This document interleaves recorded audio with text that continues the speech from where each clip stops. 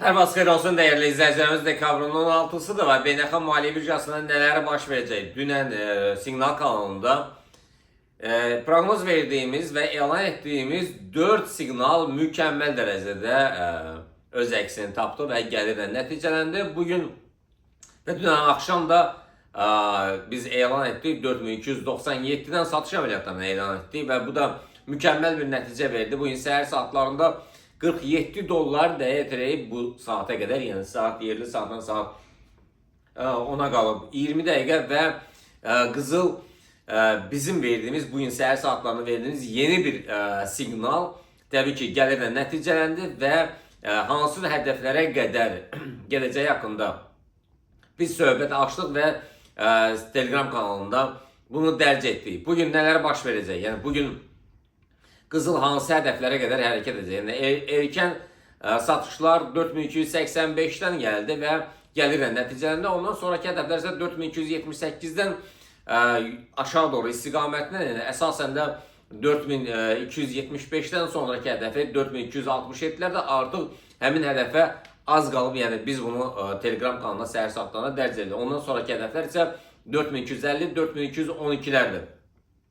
Alış əməliyyatlarına gəldikdə isə alış əməliyyatları yəni günün ikinci yarısından sonra biz Telegram siqnal kanalında dərc edərik. Keçək biz digər cütlərə. Bitcoin'e gəldikdə Bitcoin dünən qızılla bərabər sürətlə aşağı doğru istiqamətlə davam edir. Biz günün ikinci yarısından sonra qızılda satış əməliyyatlarını elan etdik və qızıl sürətlə aşağı doğru istiqamətlə davam edir və 6 siqnal kanalımızdakı bütün traderlər enişi gözləyirlər və birinci hədəfi 4307'lər gözləyirlər, amma ondan aşağı doğru istiqamətlə davam etdirir. Mükəmməl bir nəticə verir.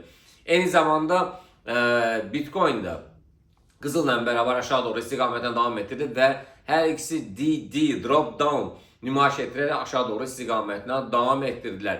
Və bugün nələr baş verəcək? Yəni bugün Bitcoin'da iki təməl taktik hərəkətə keçib və alışlar üçün 86.500'lər, satışlar üçün 85.000'lərdir. Neftə gəldikdə isə neft hələ ki təzyiq altındadır və alışlar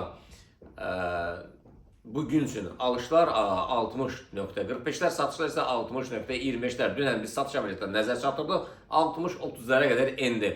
Funtun dolar rəqabətinə gəldikdə isə bugün nələr baş verəcək? Yəni bu həftə yenidən start götürəcəkmi, yoxsa götürməyəcək? Təbii ki bu həftə, yəni 3-cü gündən sonra funt dolar, euro dolar yenidən istiqamətlə sürətlə hərəkətinə davam etdirir. Təbii ki istiqamət yuxarı göstərir. 1.33-800'lərdən yuxarı alışlar, 1.33-500'lərdən aşağı formasında satışlardır. Və təbii ki bu bizim fikrimizdir. Qərar sizin özünüzdə. Eyni zamanda euro dolar rəqabətinə gəldikdə isə 1.17-600'lərdən alışlar, satışlar isə 1.17-300'lərdən gələcək. Belə əzizlərim, inşallah görüşmək ümidilə, sağ olun.